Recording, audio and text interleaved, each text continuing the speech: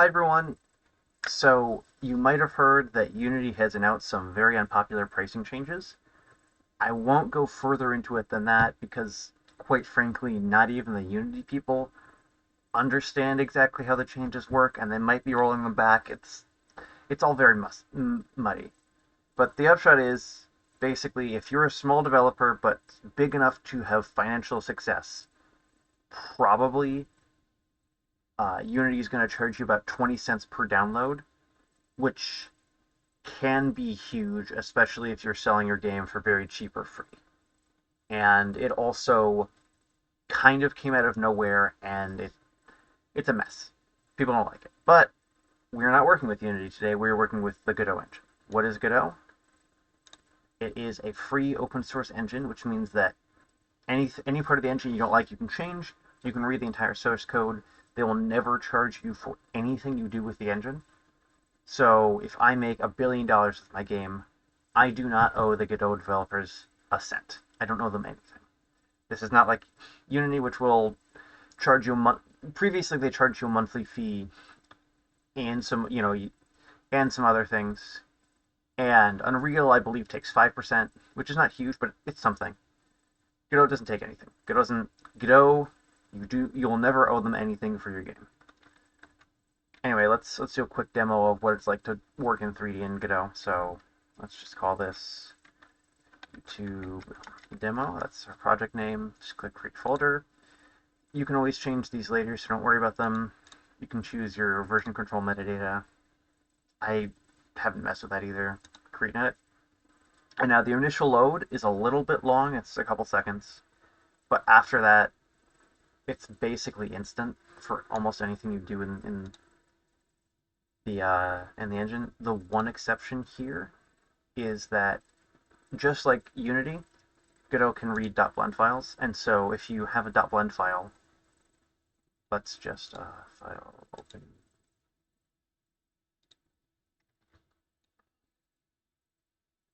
If you have a .blend file, importing that is one of the slower things you can have in the game in the engine. So if you put this here, that'll take a second. But other than that, pretty much everything is just immediate. And you can see here we've got the mesh in here, and I can even make it its own scene.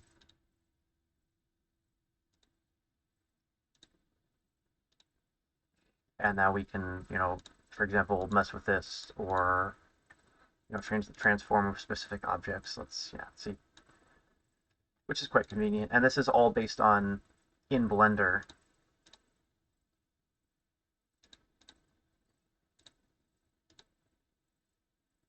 In Blender, it's the same hierarchy and stuff. So I can disable or enable this. I can disable or enable this. So however you've structured it in Blender is going to be structured the same way in Godot, which is very convenient. For the moment, though, I'm not going to use any of that because I just want to show a very simple demo of what you can do with just the engine itself. So let's make a static body, and then we're going to need a mesh instance and a collision shape. And I haven't actually used Unity very much, but I believe this is very similar. So there we go. And now we can change our transform. And if you scale things like, if you scale objects unevenly, the engine will complain, so we're just going to scale it evenly. We're going to put that down. And now that's a static body, right? So what that means is this is not going to move. We can write a script to make it move, but other than that, it's not going to move. It's going to stay where it is. And now we can add a character body. And the nice thing about character bodies, if I click script here, oh, sorry about that, we immediately get a completely fine script that does all the movement you'd expect. And now we just add another mesh instance and collision shape.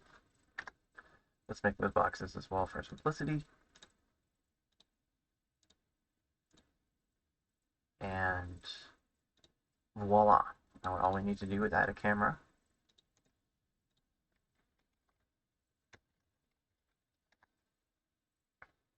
And let's just put this over here. And now if we run the game,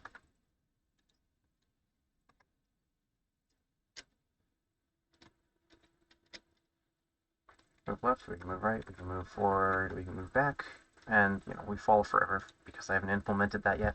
But that took us what, like 5 minutes from opening the engine, and I had to explore some other stuff. Now the one thing you might notice is that that looked kind of bad, so we can add environment to scene, we can add sun to scene, and now we'll have a much nicer scene to look at.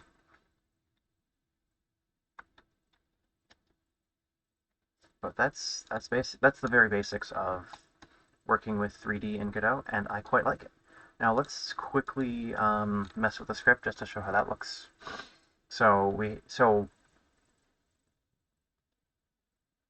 Um,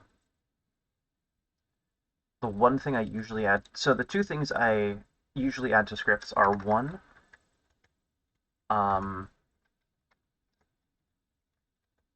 if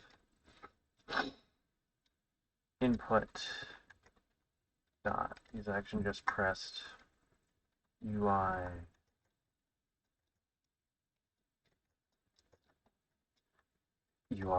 quit.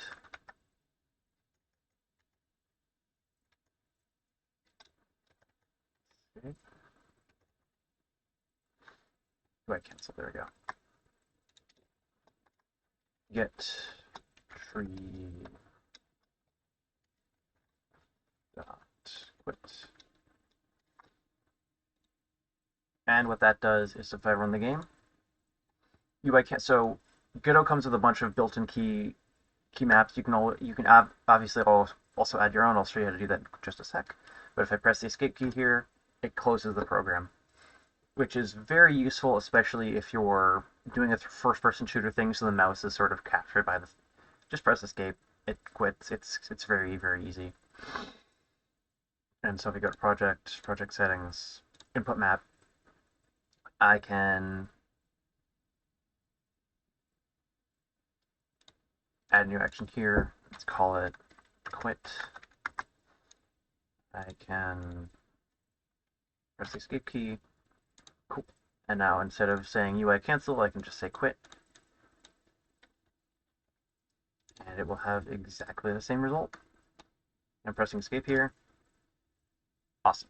Now the other thing I want to show off is it's pretty easy to, and also note that when we can say something like velocity.y, we don't have to reference the thing because this script is already attached to the character body 3D, so we don't have to tell it what specific thing we're talking about. If it's obvious, the engine will sort of sort that out for you. And a lot of people who have come from Unity to Godot like to use C#, which is an option. You can totally do that. My advice, though, just stick with Godot GDScript. It's quite good. It does what it needs to do, and it's really, really simple to learn. It's very readable. I mean, you can tell pretty much exactly what all of this is doing. So, like, if you want C#, you can do C#, but I recommend not. Anyway, let's do if position.y less than -3, position equals 0. Right. So again, you don't have to tell it, object.position, it's just position, right? And so what that does is, I believe my thing was already at vector 3.0, which is just 0, 0, 0. It's the origin. If I fall off, it'll respawn me, right? So if you've used Unity for any length of time, I think you can probably figure out the rest to make your first game in Godot. It's a pretty simple engine to learn. There's not a whole lot of foot guns or traps or anything like that. And I've had some frustrations learning the engine because it's basically my first engine, but most of the stuff that you know about Unity will transfer. So The layout is pretty much the same. You know, it prints stuff. If I, for example, change the rotation here, it'll update that down here.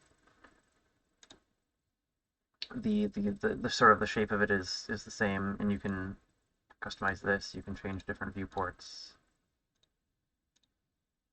all that stuff. You got an asset lib. You can't buy assets right now. It's all free stuff, so that may or may not be useful because you can't currently make money with the Godot assets, where they're working on it apparently. But for right now, it's all free, so that may or may not help you.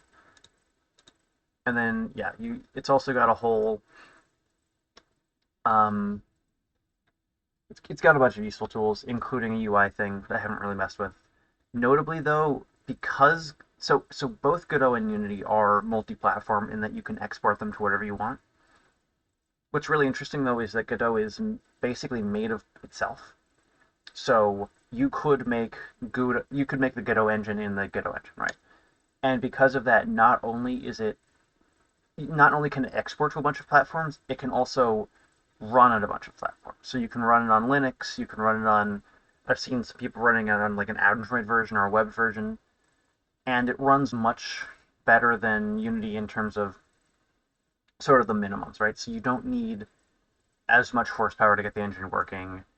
If you have a laptop from 5-10 years ago, you'll probably be able to use it no problem. And you know those are all great things. So if you have been playing with Unity and it's been a little slow on your computer, Godot will be much faster. And yeah, you just don't have to wait through loading screens almost never, which is really nice. I think that's most of what I wanted to say. If you're coming from Unity and you want to try out Godot, there's a ton of stuff out there. I will link a video in the description where I learned like half of the stuff I know about this engine, and a lot of people are making videos about how to convert yourself from Unity to Godot, so you have plenty of resources if you're looking to do that. Best of luck out there, and thank you so much for watching. Like, subscribe, all that stuff. I'll see you later.